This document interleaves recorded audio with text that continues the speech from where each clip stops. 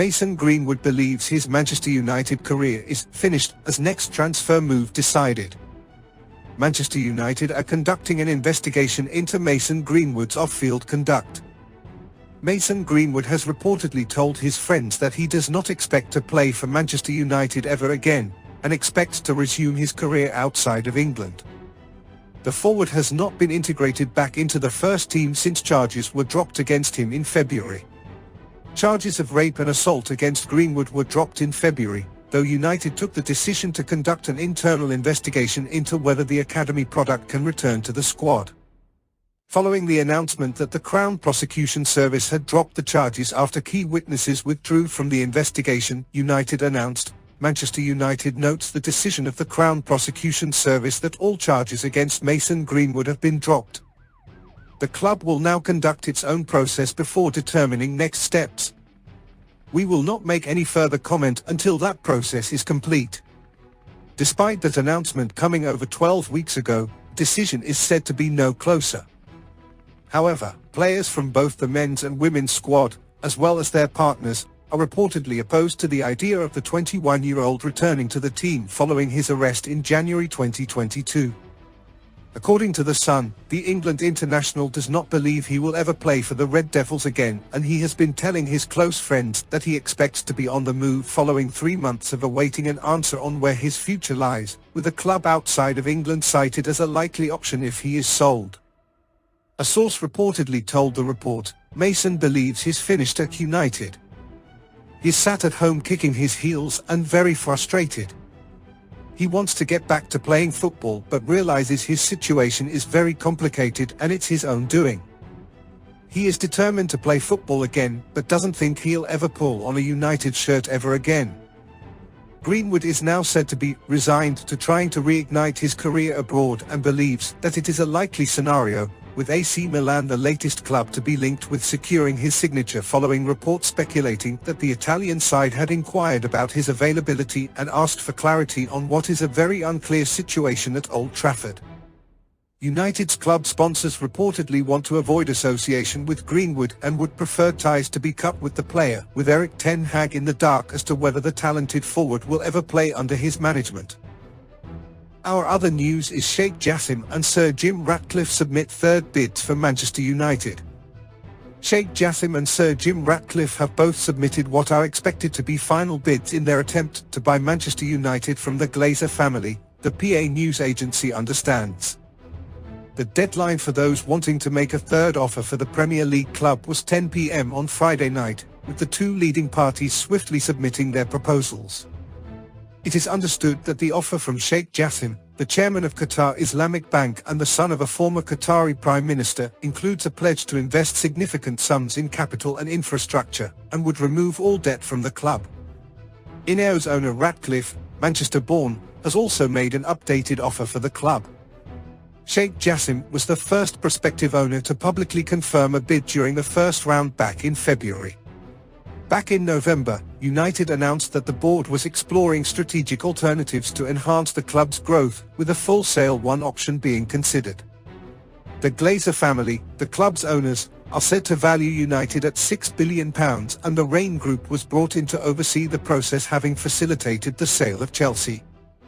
The first quarter of the year was initially recognized as a key time in a process that has rumbled into the latter stages of what has been a promising season on the field.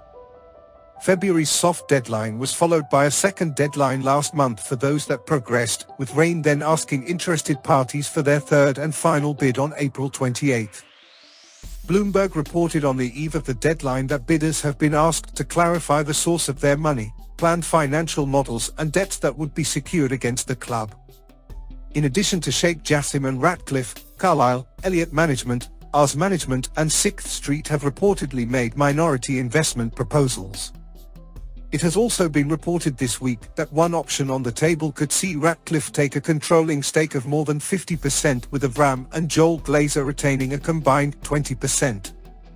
In the wake of that story, the 1958 A United supporters group that came to prominence last year posted on Twitter, "If you get in bed with Glazer, you are a Glazer." The fans will have their say this Sunday. Full sale only. United fans have let their fury known at the Glazers ever since their leveraged takeover in 2005, and the 1958 have led renewed protests against them for the past year. Banners against the Glazers were seen at Wembley in last weekend's FA Cup semi-final penalty shootout win against Brighton, and a protest is planned at Sunday's Premier League home match against Aston Villa. Leaving from central Manchester at 11:45 a.m, the march will continue onto Old Trafford and involve an 18-minute boycott of the match. "We boycott the game for 18 minutes, the 1958 said. 1 minute for each year the Glazers have driven our club into the ground. Our other news is Manchester United takeover deadline passes as sensational Neymar transfer thrown into equation. The long and drawn-out process of acquiring Manchester United from the Glazer family reached a new milestone on Friday night as the third soft deadline for offers passed. For the third time in a matter of weeks, the soft deadline for bids to buy Manchester United has passed. The much-maligned Glazer family announced last year that they would be exploring strategic alternatives for the club, which included a full takeover. That was back in November, and the future of United remains as unclear now as it was 6 months ago. The two parties leading the race to buy out the Glazers are Ineos chief Sir Jim Ratcliffe and Qatari banker Sheikh Jassim bin Hamad Al Thani. Both parties have registered their interest in a complete takeover and had officially registered bids with American merchant Rain Group on 2 occasions. But with no offers reaching the record-breaking £6 billion valuation, the current owners extended the deadline for a third time, this time closing on Friday, April 28 at 10 p.m. UK time. Here's where we stand in one of the most protracted takeover processes ever seen in elite sport. Sheikh Jassim's stance and Neymar offer. The Qatari has the financial firepower to easily afford the Premier League giants. Sheikh Jassim is understood to have lodged a bid which breaks the £5 billion mark, but is still below that whopping Glazer asking price. He does intend to buy 100% of the club, buying out the American family and all minority shareholders. However, while he is happy to lodge a world record bid for a professional sports team, he is adamant he will not be forced into grossly overpaying, the Daily Mail claim. Sheikh Jassim has told supporters that he intends to help Manchester United return to its former glories both on and off the pitch, and above all, will seek to place the fans at the heart of Manchester United once more.